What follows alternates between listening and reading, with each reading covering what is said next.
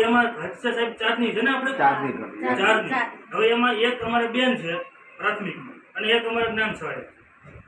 બેન છે અત્યારે આચાર્ય તરીકે. આચાર્યની કામગીરી તમને ખબર, ચૂંટણીની કામગીરી, તાલીમની કામગીરી, આ XYZ ઘણી બધી. હવે એમાં પ્રાથમિક શિક્ષણ તો મળતું નથી. પછી માધ્યમિકમાં 120 ની સંખ્યા છે ને સાહેબ, 120 માં સામાજિક વિજ્ઞાનની આપણે ઘટ અને એક જ્ઞાન સહાયક છે. હવે ટોટલ આખા 222 થી 230 ની સંખ્યા છે આખી સ્કૂલ, એની વચ્ચે 3 શિક્ષક છે. હવે શાળાનું તમારું પરફોર્મન્સ તમે આંકડા જોયા, બધું જોયું. રેડી CET ની એક્ઝામ હોય, જ્ઞાન સાધનાની એક્ઝામ હોય, નવોદય હોય, ઇવન કે આપણે વિજ્ઞાન મેળા સુધી, એમાં ભમર પ્રાથમિક શાળા સાહેબ જ્યાં લગી આપણે માર્કિંગ કર્યું ત્યાં લગી 1 થી 5 માં આપણી સ્કૂલનો નંબર હોય. પણ હવે શિક્ષકોની જ ગેટ ઊભી થઈ છે તો આ બાળકોને હવે શું ભણાવવા? હવે આ લોકોને જે જિલ્લા શિક્ષણ અધિકારીઓનો જે જવાબ હતો એમાં સાહેબ એને એવું કીધું કે એમાં ભરતી થાય તો આપશું. તો ભરતી પ્રાથમિક જ્ઞાન સહાયકની જ નથી થઈ તો લોકો શું આપવાના? મહેકમ પ્રમાણે ભરતી નથી કરતા ને. આ લોકોને જે મહેકમ છે એ પ્રમાણે ભરતી નથી કરતા ને. આપણે સાહેબ લાસ્ટ યર કેટલી સંખ્યા હતી? 250.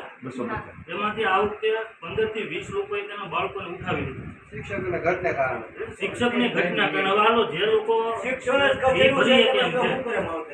લોકો સાહેબ ફી ભરી કેમ છે એ લોકો તો ફી ભરી દેવાના, અને જે ખેતી અને મજૂરી કામ કરીને પોતાનું બાળક ભણાવે, તમે અમને વાત કરી, કલેક્ટરની અમને વાત કરી, શિક્ષક બનવાની વાત કરી, પણ સાહેબ પ્રાથમિક જે વસ્તુ છે એ નહીં મળે તો એ કઈ રીતે?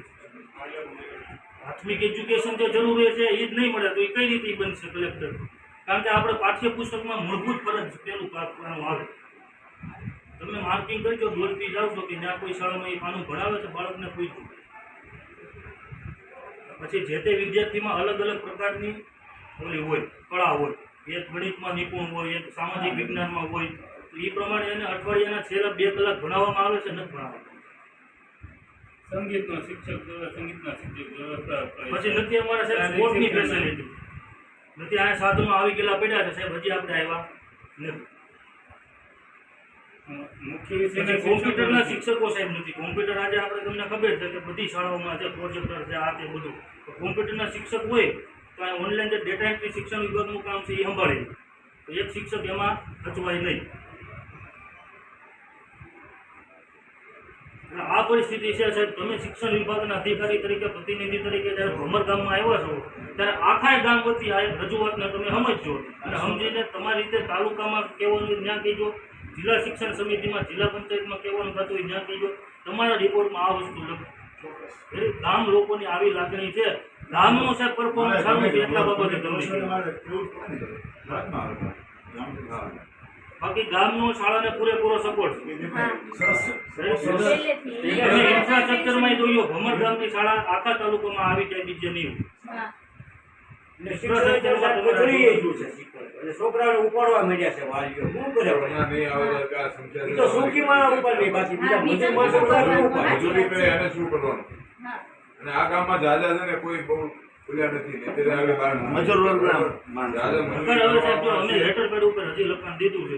હજી તમે કહેતા હોય તો શાળા શિક્ષણ સમિતિ જે છે અમારી વ્યવસ્થા એના તમને લેટર પેડ ઉપર અત્યારે લખીને દઈ, પંચાયતના લેટર પેડ ઉપર લખીને દઈ, તમારી રીતે તમે ત્યાં રજૂઆત કરી આપશો. તમારે પ્રોટોકોલ મુજબ અહીંયા હમણાં પ્રોટોકોલ હતો અમારે, પેલા ભાઈએ કથિરિયા ભાઈએ કીધું એ પ્રોટોકોલ હતો. તો એક પ્રોટોકોલ તો અમારો એ હોય કે અહીંથી જઈને તમારે જે તે જગ્યાએ રિપોર્ટિંગ કરવાનું. હા, રિપોર્ટમાં કીધું કે ભમર ગામે આ વસ્તુ બની હતી. હા, તમે લખી નાખો. આમાં કોઈ અમારું કોઈનું બીજું કઈ નથી. શાળાના આવતીકાલ માટેની વાત છે. સારું બાબત છે ને, શાળાની વતી ગામ લોકો રજૂઆત કરે છે. જનરલી ફરિયાદો કરતી તમારી રજૂઆત છે સારી. અમારો ગામનો સહકાર છે, સ્ટાફને, શાળાને. અને તમે સાહેબ જો કદાચ હજી વ્યવસ્થા ન થાય, કારણ કે તમને ખબર ભરતી પ્રક્રિયા રાગુ થઈ જાય એટલે બીજી આચારસંહિતા લાગે ત્યાં લગી આપવા અમુક છાપામાં ટીવીમાં હાલ 27 લાવવાની છે વાત. એટલે પ્રાથમિકની હમણાં તો કઈ ભરતી થવાની નથી. તમે જો તાલુકામાં કે જિલ્લામાં શિક્ષણ સમિતિમાં તમે ઠરાવ આપતા હોય મેં ડીપીઓ પાસેથી કે સાહેબ પગાર ધોરણ છે એ કોઈ પણ ગ્રેજ્યુએટની તમે ભરતી કરી, પગાર ધોરણથી શિક્ષણ સમિતિ કે સરકાર તરફથી અમે આપશું તો એ રીતની કરી દઉં, નકર અમે લોક ફાળો કરી ના કરી દઉં. એટલે એવું તો નહીં થાય મને ખ્યાલ છે એ રીતે કોઈ ગ્રેજ્યુએટ સીધી નોકરી આપે નહીં, આ તો જ્ઞાન સહાયક તરીકે વિકલ્પ તરીકે એની કોઈ ભરતી કરવાની ભરતીનો સાહેબ છે એના માધ્યમથી જે કંઈ ઇન્ટરવ્યુ લેવું પડતું એ પ્રકારે ઇન્ટરવ્યુ લે. ગામમાં ભણેલા હોય એ રીતના કંઈક રાખીએ એમ. કારણ કે વર્ગો સાવ ખાલી જ રહે છે સાહેબ. હું આવું ત્યારથી ઓફિસમાં સતત કોઈ વાલી ફોર્મ ભરવા આવ્યા, કોઈ દાખલો કાઢવા આવ્યા, એટલે હું 11:30 વાગે સતત ઓફિસમાં હોય. 3 ધોરણ ખાલી બેઠા હોય. એને કલમ 3 ધોરણ ખાલી બેઠા, 25 બાળકોના 3 વર્ગો મારા ખાલી બે બેઠા. દિવસ થાય કે કાંઈક સરકારી કામગીરી હોય, તાલીમ હોય. અરે ઓનલાઈન તો સતત સર હોય, નહીં થાય ઓનલાઈન સતત બે સર હોય. દિવસ થાય કે કાંઈક સરકારી કામગીરી આવે. હા હમણાં ચૂંટણી આવે એટલે મતદાન 2 જણા લાગી જાય. અત્યારે જો 8 પરિપત્ર હજી તો ગ્રામ પંચાયતની ચૂંટણી થઈ હા, એક ભાઈ તો આપણે રોકાણા ના, શિક્ષકને એમાં બોલાવો ને એટલે આપણે જ કહેવાનું ભાઈ તમે શિક્ષકને લઈ જાઓ દેવા સાહેબને રજૂઆત કરો ને ઉપર લેવલે તમે રજૂઆત કરો. ચૂંટણી આવે ત્યાં અમારા ગામના શિક્ષકને બહાર કઈ બોલાવતા નહીં. નથી. હા. સમિતિના બાકી તો શિક્ષકોની શિક્ષકોને બોલાવી દે ને આપણે અહીં કરવાનું. પીટી ટીચરની વાત અલગ છે. આ બાબતમાં ભાઈ લોકોને એના બદલે આવું બધું કરવું છે તો આ કોઈ દેવતો નથી કોઈને.